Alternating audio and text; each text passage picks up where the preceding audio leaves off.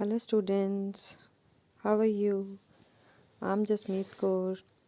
Today we are going to start with the unit Emotional and Motivational Processes.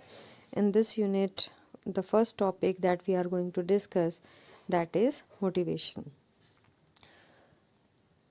What is motivation? If I'm going to ask this question from all of you, first of all, let's have a look at this picture and think. I'm going to show you some pictures. In the previous picture, there is a bird who is making nest. In the second picture, a boy who is learning to ride bicycle. In the third picture, a student is studying in the library. See, when a bird is putting efforts to make its nest and a student is studying hard for the exams, and the boy, he is learning cycle even after getting injured. Why all these happen? This is just because of the motivation. So the meaning of motivation is that when we put efforts because we are motivated to learn. So motivation is an internal force to achieve a goal. Uh, Before I'll discuss this motivation topic in detail, let me give you one simplest example of our day-to-day life. For example, you are hungry, and now whenever you feel like you are hungry, your stomach contracts. And when your stomach contracts, then the message goes to your brain and it demands for food. Now, you are lucky enough that your mom or your friends, they are asking for your food and they are going to give you food. Now the food is in front of you, but you are not having that food. Do you think so that your need is going to be satisfied? The answer will be no.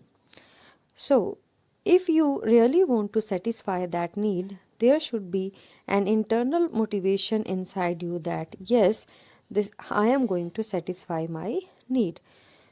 Now, XYZ person, it may be your friend, your family member, he or she is going to give you food in your mouth. But now the food is in your mouth, but you are not chewing the food. Now, do you think so that your need is going to be satisfied? The answer will be no. So that means many of the people who can give you, you can say, support, who can encourage you, they can inspire you to do something in your life, but that is not the motivation. Actually, many of the people nowadays, they take the meaning of motivation as inspiration. If XYZ person says good words to them, if XYZ person, they are going to inspire them, they are going to encourage them, they feel like this is called motivation. But that is only 5 to 10%. Rest of the thing depends upon us. That means motivation requires our own inner force, and with the help of that inner force, when I am moving towards my goal. Now, when you will start chewing the food and slowly it is going to satisfy your hunger need, chewing the food is actually motivation. I hope now it is understood to everyone that there is a difference between motivation and inspiration or encouragement, because most of the people, they take the meaning in a wrong sense. So motivation can be defined as an internal force with the help of which a person is able to achieve his or her goal. Now, there are two categories of motives: primary motives and secondary motives. I'm going to discuss this later on. First of all, let me describe this motivational cycle so that you can understand the basic motives in detail. Now, if you are able to see this cycle, this cycle starts from the need. That means when this motivation starts inside you, first of all, that comes need. Now let's say there's a need of hunger. Now whenever you have any need, whenever any need arise in your life, that is going to produce tension inside you. When you have tension, tension creates activities, means you are going to do some motivated behavior. How are you going to satisfy your need? Then when you are going to do a certain behavior to satisfy your need, then it is going to reduce your tension. When it is going to reduce your tension, then after some time you'll be able to achieve your goal, and it is going to give you a sense of satisfaction or relief. Now the question is, then why it is a motivational cycle? Because whenever one need is going to be satisfied, it does not mean that now each and every need is finished. Immediately there will be a second need that is going to come up. For example, if you are feeling thirsty, that means there is a need of water, and now it is going to give you some tension inside you, that how you are going to ask from the teacher that yes, can I go for the water, and specifically during the class. Then you are going to be active, means how are you going to satisfy this need? Then you are going to take permission from the teacher, that is called your motivated behavior. Then you come out from the classroom and you are going to take the water, that is the reduction of tension. And then finally you are going to drink the water, and drinking the water is going to give you a satisfaction or relief. And then it does not mean that now you are not going to feel thirsty again, means again after some time there will be a need to take water. So this is called motivational cycle. Now, I am going to correlate all these motivational needs with two types of or two categories of motives. So, basically, motives means needs. So, needs are of two types: primary needs and secondary needs. Primary needs are also called as physiological needs or basic motives. So basically primary needs are those that are required for our day to day life, and these needs are need for food, need for water, need for oxygen, need for rest, and need for elimination, and need for oxygen. So basically in the primary needs, 6 needs are there, and we are going to correlate each need with this motivational cycle. Need of food, I have already given you the example that whenever, let's say, I'm going to give you again the same example. Let's say you are hungry, so that means there is a need of food. It is going to give you tension, activity. How are you going to satisfy this need? Now, suppose you ordered something from the Domino's or XYZ food court. Now, you know very well that after some time you will be having food. This is going to reduce your tension. And after some time, when the food is in front of you, you are going to have your food, and this is going to give you a sense of relief. And it does not mean that now you are not going to have your food again. Again, after some hours, you are going to feel hungry. Then the second basic or second primary need is water. I have already given you the example for water. Third basic need is need of air. This is the most important need in our day to day life, because we can live without food for some time, we can live without elimination, we can live without rest for some time, but we cannot live without air or oxygen without a movement. So that means need of oxygen also comes under the basic needs. So let's say that you are in a room and there is no oxygen in that room, and now you can just survive for 5 or 10 minutes. Then after some time there will be a tension that start creating in your mind, that then you will start doing activities. It may be that knocking the door, or you are going to find out a window that where you can take some deep breaths. So motivated behavior, now you are knocking the door and there is a person who is calling you, okay, I'm coming to open the door. Your tension is going to be reduced and you are going to achieve your goal, and then a satisfaction or relief. So basically this need of oxygen is just like this cycle continuously goes on. You cannot take break in that. Yes, for food, for any other needs, you can take some break. but for the need of oxygen you cannot take break. Then the next need is need of elimination. Need of elimination means need of urination or need for stool pass. Now when, let's say that you want to go for urination or elimination, now you are going to feel pressure. Let's say that you are sitting in a bus and there is a urge of elimination. Now initially you will just keep yourself calm, but if the bus is not stopping for some time, then you are going to start asking from the conductor or driver that when this bus is going to stop. This is called your motivational behavior. And then let's say that if the conductor or driver is going to say that yes, this is going to stop at the next stoppage, this is going to reduce your tension, and finally when the bus is going to stop, now you are not going to see any your favorite food or something else, because this is your need. Directly you are going to satisfy your need, means you are going to find out the toilets so that you can satisfy yourself, and again after some time this need will continue. Same thing happen with the need of rest. Whenever we are physically and mentally exhausted, there is a need of rest. So whenever you require rest, then it is going to give you tension if you are not able to do so. Then finally you will try to find out the ways how can you take some break or how can you take some rest, and finally you try to find out a way that yes, in this way I am going to take some rest. This is going to reduce your tension and achievement of goal and satisfaction or relief. But after some time, means after the daily activity, then again you are going to feel exhausted and there will be again need of rest. And the last need in the primary needs is need of sex. Sex need is also a biological need.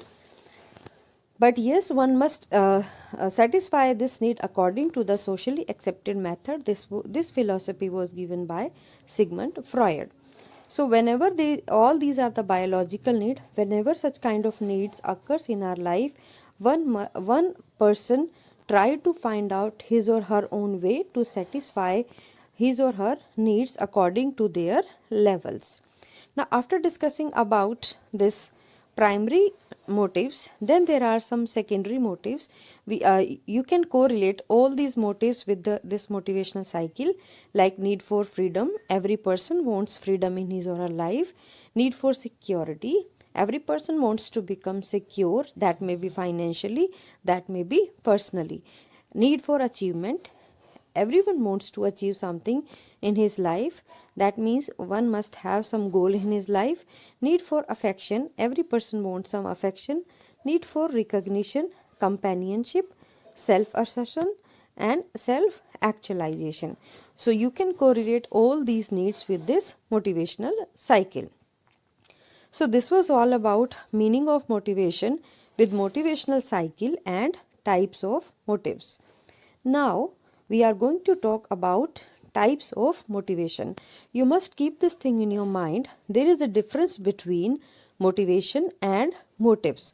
Motives means daily routine, that are your needs. But motivation means there are two types of motivation: natural motivation and artificial motivation.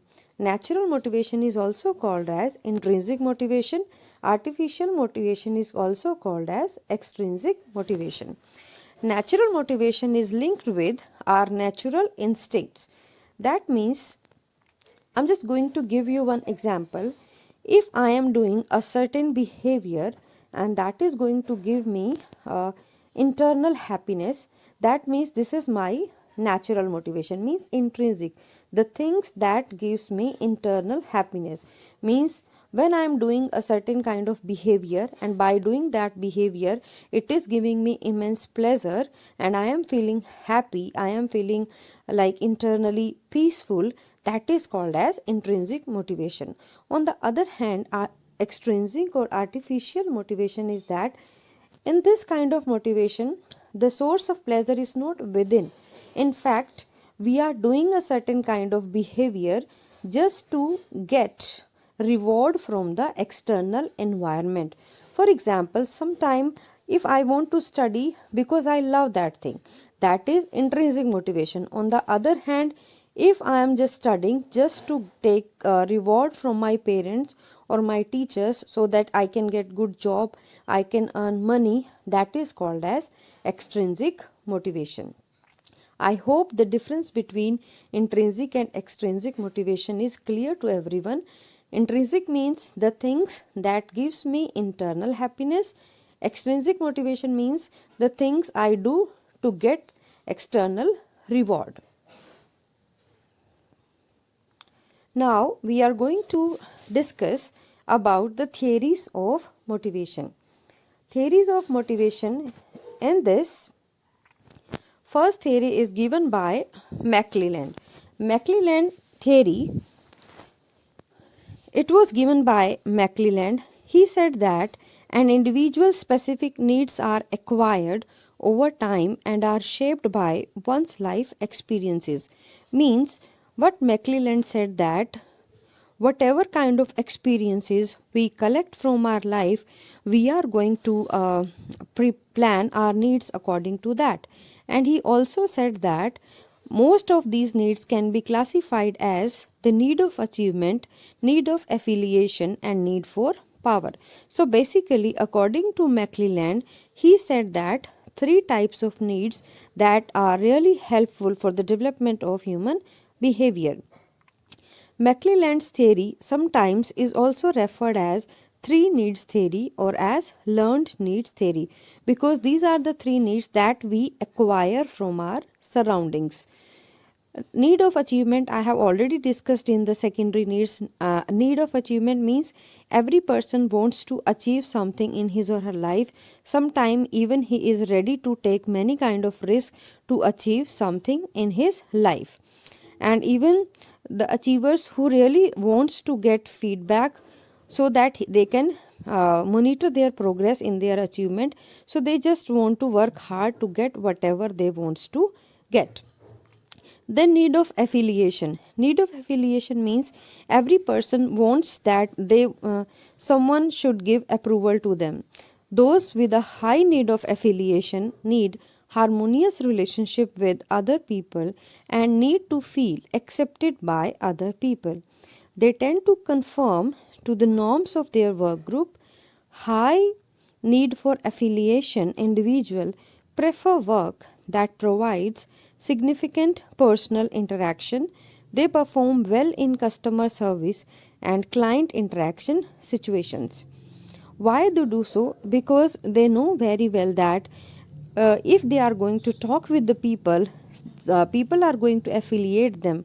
Let's say that if you are going to a doctor or a nurse, or it may be that to any professional person, if as a professional person you are going to talk with a proper manner, means professionally, you are going to talk with the way, you are going to give them a warm welcome, and each and everything is good. Basically you start developing a good level of relationship with them, then definitely this person is going to give the affiliation to you, that yes, they are going to approve you, that yes, you are such a nice person.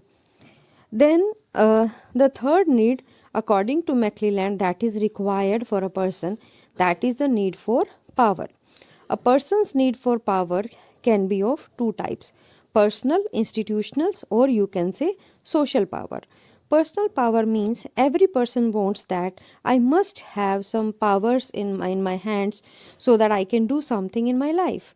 On the other hand, institutionals or social power means it's like political powers, or it may be that yes, I have this person in my life. When you say, some people say yes, I have god, some people say that I have some guru in my life, some people say that yes, I have my uncle is MLA, my aunt is this, my aunt is that. Means they are just using their social power. Personal power means when they are using their own powers to you can say offer some helps to them.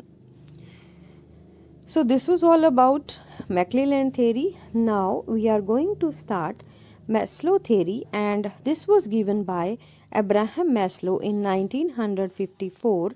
And what he said that basically Abraham Maslow theory is also known as self-actualization theory. What Abraham Maslow stated that whenever our whole life is based upon the needs. Whenever one need is going to satisfy, the person is going to satisfy the another need. So basically it start from the basic needs to the top needs.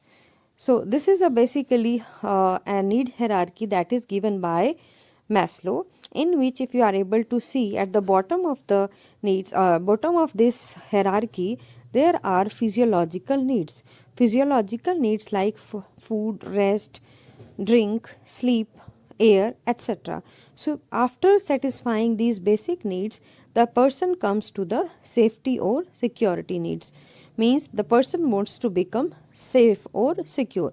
That safety needs includes personal security as well as financial security. Then when he is able to satisfy these safety needs, then he move towards the third need, that is the belongingness and love needs, and that includes affiliation, acceptance and affection. When a person is able to satisfy these needs, means he is having one person, he is having a lot of people who are going to affiliate him, or there are some people who are going to accept him or her, then there will be a need of self esteem.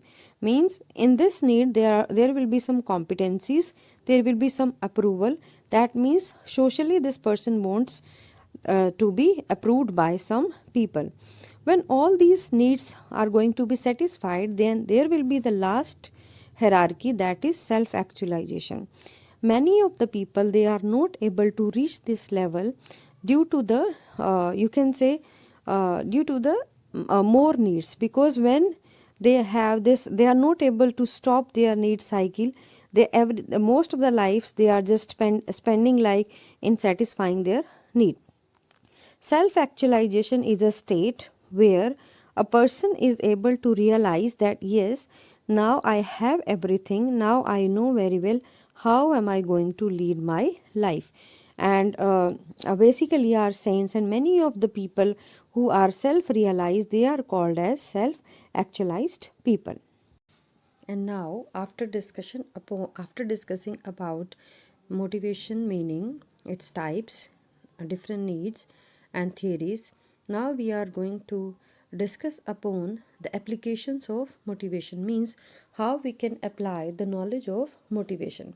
See, first of all, now all of us are well aware about this fact that motivation is somehow it is different from encouragement or inspiration. Yes, XYZ person can come in our life, they can inspire us, their words can encourage us, but let's say that,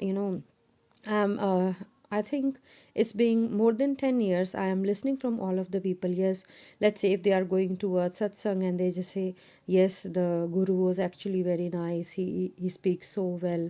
But the moment they just come out from that particular environment, immediately the motivation level is just like finished. So that means what? That was simply that person was inspiring them, but there was no motivation. Due to the lacking of motivation, they were not able to do whatever they wanted to do. So motivation plays an important role in our life, and specifically in the relationships also that relationship may be personal as well as professional. If you want that your informal or formal relationship should go well, then first of all we need to work on ourselves. We must keep that passion alive inside us, so that we can motivate ourselves as well as others, so that they even we can become the inspirations of so many people. Let's say if as a teacher I am going to say good words to you, I am going to give rewards to you. Because of that, many of the students, they are going to motivate themselves, and they are going to find out how they can solve their problems, how they can work on their problems, and even they can gain mastery over the problem solving techniques. If I am just going to use smallest word to encourage them, it is going to help them in their day to day life. This is my personal experience since last, I think, more than 12 years now, because I has been working in as a counselor in hospital also. I also worked as an assistant professor in one college for 10 years. Then Nowadays I'm working as a psychologist also, so I'm meeting many people in my day to day life. So if I am going to simply just give them some good words, simply I'm going to use some reward technique, so just to push them up, yes, it works like a magic. Yes, they, if their motivation level is high, my words are going to work as a magic on them, and this is going to improve their personal as well as professional relationship. That means motivation plays important role in our day to day life. Then, is there is any correlation between motivation and motives and behavior? Yes. Now we understand the meaning of motives. Motives means our needs. So yes, whatever kind of need we have, that is going to uh, channelize our behavior basically. If I am hungry, to satisfy this hunger need, I am going to move towards my goal. If I am thirsty, I am going to find, I am going to search for the water just to satisfy my thirst need. Similarly, whatever it may be the primary motives or secondary motives. Secondary motives are need for achievement, need for recognition, need for affiliation. Primary or secondary motives both plays important role in our life. Our whole life is based upon these needs. So whenever we have a particular need, to satisfy that particular need, we need to move towards a goal. And when I am moving towards, how can I satisfy that need, that is called as behavior. Behavior is basically need based or goal oriented. Let's say you are hungry, then definitely either you are going to search for the food in the restaurants, or you are going to ask from your family members, or it may be that if you are alone, it may be that you will go to the kitchen and you are going to cook for yourself. So that means when you are doing all these activities just to satisfy these needs, that is called as your behavior. So basically, if I am going to conclude this topic, then motives and behavior both are interconnected with each other. There is a very positive correlation between motives and behavior. Whenever I am having any kind of need in my life, definitely I am going to be goal directed towards the satisfaction of that goal. So if you want that, yes, you want to be an active person in your behavior, then whenever you have a need, yes, identify that need and start working towards the satisfaction of that need. So this is all about motives and behavior. Now there are certain few lines that I really feel important for us in our day to day life. Six important words are: I admit I made a mistake. That is going to keep you basically alive. That is going to keep you motivated. If you have committed any mistake, then accept your mistake. Five important words are: you did a good job. That whenever you are going to motivate someone, you just simply can motivate that person. You can encourage that person by saying this thing, or even sometime you can say this same line to yourself also. Don't worry, it's okay if you are not able to achieve your goal, but you did a good job. Four important words are: what is your opinion? Means always ask uh, about from the others also. Three important words are: let's work together. Means it's just like a group work. Two most important words are: thank you. Single most important word is we. So this is all about motivation. Now I hope I'm just going to conclude my whole motivation topic.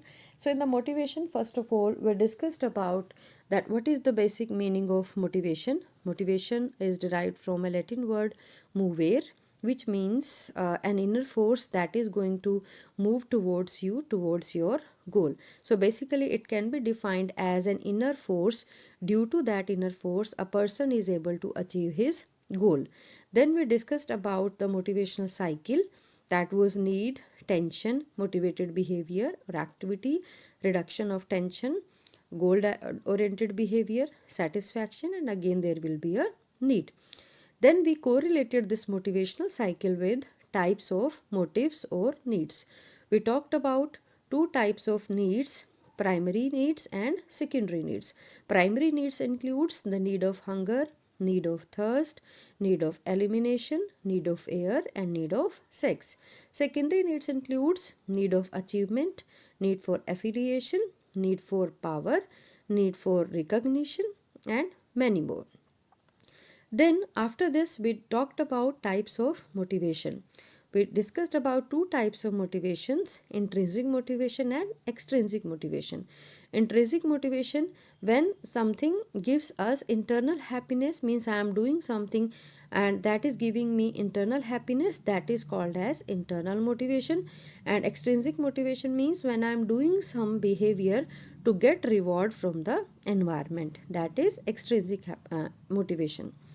Then we discussed two theories: McClelland three needs theory and Abraham Maslow theory. In McClelland tree theory, he described three main needs: need of achievement, need of affiliation, and need for power. And Maslow gave need hierarchy theory. The another name of his theory is self-actualization theory.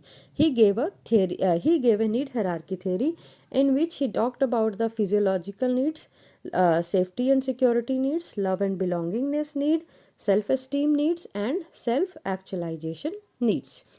Then we discussed about that what is the correlation between your motivation and behavior, how motivation keeps you alive to do a certain kind of behavior.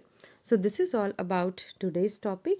I hope everything is clear. If you will have any doubt, you can just write or you can ask from me in the comment section. Thank you.